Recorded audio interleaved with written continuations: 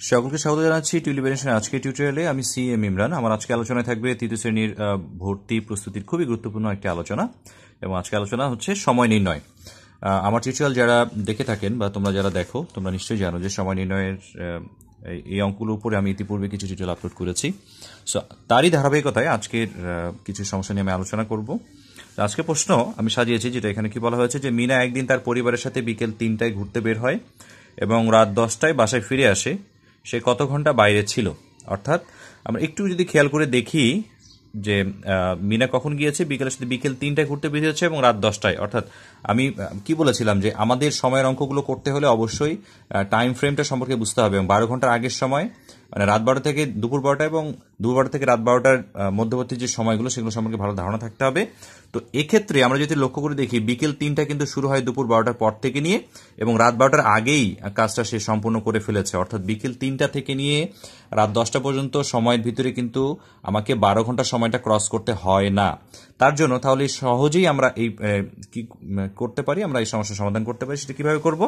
আমরা লিখবো যে মিনা কি করেছে, বাসায় ফিরে আসে রাত 10টায়। সেটা থেকে কি করেছি, সে যখন ঘুরতে গেছে সেটা বিয়োগ করেছি। এখন বিয়োগটা কেন করলাম? কারণ আমার চেয়েছে মধ্যবর্তী সময় সে কত ঘন্টা বাইরে ছিল।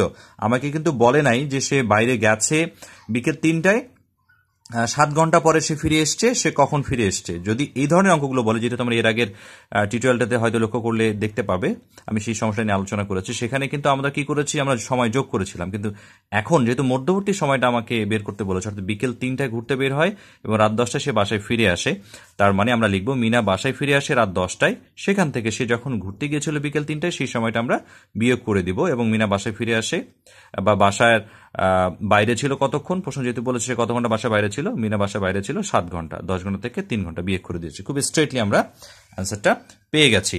আর যারা আমরা ইতিপূর্বে টিউটোরিয়ালগুলো দেখোনি, তাদেরকে আমি রিকোয়েস্ট করবো, আমার যে চ্যানেল টিউলিপ এডুকেশন আমার চ্যানেলের নাম, এবং আমার এটা কন্ট্যাক্ট নাম্বার অ্যান্ড এটা আমার নাম।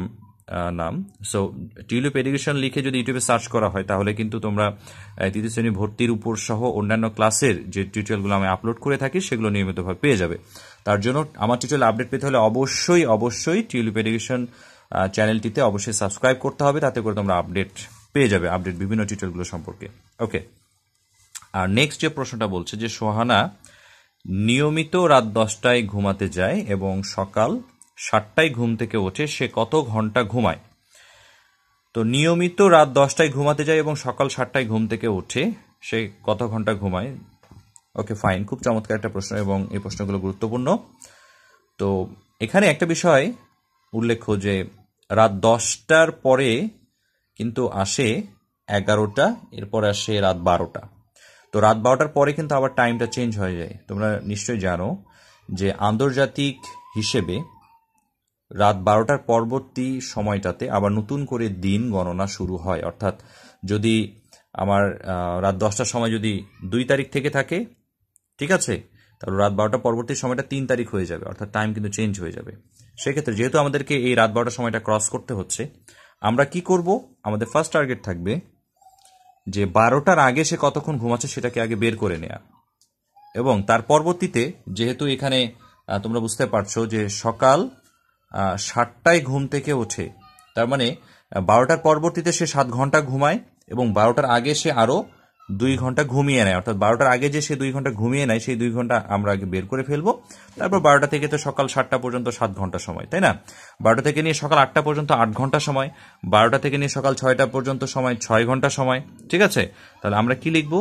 সোহানা ঘুমাতে যায় রাত 10টায়। এই যে রাত 10টার সময়টা, যেহেতু 12 ঘন্টার আগে আরো 2 ঘন্টা সে ঘুমিয়েছে, তো সেটা আগে আমরা বের করে নেব যে 12 ঘন্টা বিয়োগ 10 ঘন্টা সমান সমান 2 ঘন্টা। তো এই 12 ঘন্টা কোথা থেকে এসছে? এই 12 ঘন্টা মানে কিন্তু রাত 12টার সময়টাকে বোঝানো হয়েছে। সেই 12 ঘন্টা থেকে যদি আমরা 10 ঘন্টা, অর্থাৎ রাত 10টা মানে 10 ঘন্টাকে প্রকাশ করেছি, সেই 10 ঘন্টা যদি বিয়োগ করি তাহলে 2 ঘন্টা। এই 2 ঘন্টার সময় সে রাত 12টার আগে ঘুমিয়ে নেয়, এবং সে ঘুম থেকে উঠে সকাল 7টায়, অর্থাৎ 7 ঘন্টা। 12টা থেকে নিয়ে তোমরা গণনা করে দেখো, 12টা থেকে নিয়ে সকাল 7টা পর্যন্ত 7 ঘন্টার সময়। 12টা আগে ঘুমালো 2 ঘন্টা এবং 12টা পরবর্তীতে ঘুমালো 7 ঘন্টা, অর্থাৎ সে মোট ঘুমায় 7 আর 2 আমরা যোগ করে ফেলবো, 7 যোগ 2 9 ঘন্টা, অর্থাৎ সে মোট 9 ঘন্টা ঘুমিয়েছে। এখন এই সমস্যাটাকে কেন্দ্র করে আমরা আরও অনেক অঙ্ক সমাধান করতে পারি। ঠিক কীরকম?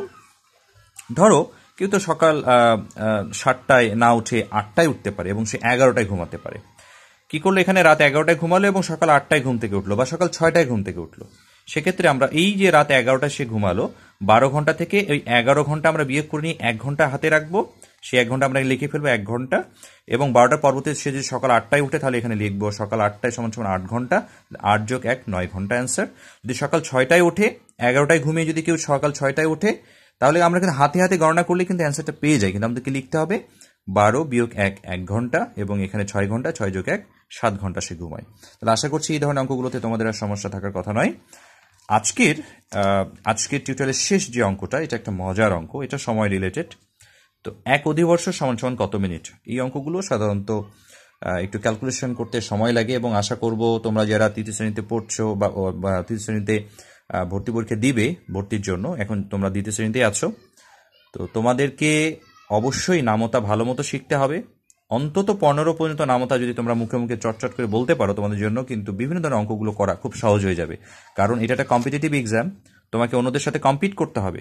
হ্যাঁ, প্রতিযোগিতাপূর্ণ যে পরীক্ষাগুলো থাকে সেখানে কিন্তু সময়টা অনেক গুরুত্বপূর্ণ। তুমি অনেক অঙ্ক পারো, সময়ের ভিতরে শেষ করতে পারো না, তাহলে কিন্তু তুমি পিছিয়ে যাবে। তাহলে আমরা এখানে কিভাবে সমাধান করব? 1 অধিবর্ষ সমান সমান কত মিনিট? প্রথমত জানতে হবে অধিবর্ষ জিনিসটা কি। অধিবর্ষ এবং অর্ধবর্ষর মধ্যে তফাৎ আছে। অর্ধ মানে হচ্ছে অর্ধেক, অর্ধবর্ষ মানে হচ্ছে 1 অর্ধবর্ষ, অর্থাৎ 1 বছরের অর্ধেক। হ্যাঁ, আচ্ছা, আর এখানে বলেছে অধিবর্ষ। অধিবর্ষ কাকে বলে? যে আমরা জানি 4 বছর পর পর অধিবর্ষ হয়, অর্থাৎ যখন কিনা ফেব্রুয়ারি মাস 28 দিনের পরিবর্তে 29 দিন হয়, ওই বছরটাকে আমরা বলি অধিবর্ষ। তাহলে অধিবর্ষে আমরা কি শিখলাম? অধিবর্ষে ফেব্রুয়ারি মাস 28 দিনের পরিবর্তে 29 দিন হয়, এবং এটা প্রতি 4 বছর পর পর চেঞ্জ হয় সময়টা। ঠিক আছে, তাহলে যেহেতু ফেব্রুয়ারি মাস একটা দিন বেড়ে গেল, আমরা সাধারণত জানি 1 বছর সমান সমান 365 দিন, তাহলে দিনের ক্ষেত্রেও একটা পরিবর্তন ঘটবে, একদিন বেড়ে গিয়ে কি হয়ে যাবে? 366 দিন হয়ে যাবে। এবং যেহেতু আমাকে বলেছে প্রশ্নে 1 অধিবর্ষ সমান কত মিনিট, তাহলে অধিবর্ষটাকে আমি প্রথমে দিনে রূপান্তর করব, দিন থেকে ঘন্টায় যাব, তারপর ঘন্টার সাথে মিনিটের সম্পর্ক তৈরি করব। তো প্রথমত আমরা কিভাবে লিখবো? আমরা জানি 1 অধিবর্ষ সমান সমান 366 দিন, তাহলে একদিন সমান সমান 24 ঘন্টা, এই 366 দিন সমান সমান আমাদেরকে কি করতে হবে? গুণ করতে হবে। এখন তোমরা নিশ্চয়ই জানো যে কখন গুণ করতে হয়, কখন ভাগ করতে হয়। যেহেতু একদিনের পরিমাণ দেওয়া আছে 366 দিন, অনেক বেশি সময় হবে, যার কারণে আমাদের কিন্তু গুণ করেছি। আমি পাশে রাফ করে দেখিয়েছি, রাফ অবশ্যই করে দেখাতে হবে, যাতে করে স্যার বুঝতে পারে তুমি অন্য কারো খাতা দেখে লিখো নাই। ঠিক আছে, তুমি আসলে হয়তো অন্য কারো খাতা দেখে লিখো না, কিন্তু রাফটা তুমি পাশে করো নাই, তারপরে কিন্তু স্যার তোমাকে দেখা যাবে যে এখানে মার্কস কমিয়ে দিবে। তো এখানে আমরা গুণ করে আমরা পেলাম 8784 ঘন্টা। এখন আমাকে বলেছে মিনিট, মনে রাখতে হবে কি বের করতে বলেছে, ঘন্টা, মিনিট নাকি সেকেন্ড। মিনিট বের করতে বললে এই যে ঘন্টাটাকে আবার মিনিটের সাথে সম্পর্ক তৈরি করতে হবে। আমরা জানি 1 ঘন্টা সমান সমান 60 মিনিট, তাহলে এই 8784 ঘন্টা সমান সমান অনেক বেশি মিনিট হবে, যার কারণে আমরা কি করেছি? গুণ করেছি। যার কারণে এই গুণটা করে আমরা অ্যান্সারটা বের করেছি একক, দশক, শতক, হাজার, অযুত, লক্ষ, অর্থাৎ 5,27,040 মিনিট। অর্থাৎ আমরা বলতে পারি যে 1 অধিবর্ষ সমান সমান 5,27,040 মিনিট। ঠিক আছে, এখানে এই গুণটাতে কিন্তু একুরেসি মেনটেন করতে হবে। হয়তো তোমরা অনেকে দেখে ভাবছো কি ব্যাপার, আমি কেন 60টাকে সামনে লিখি, 60 তো ছোট সংখ্যা।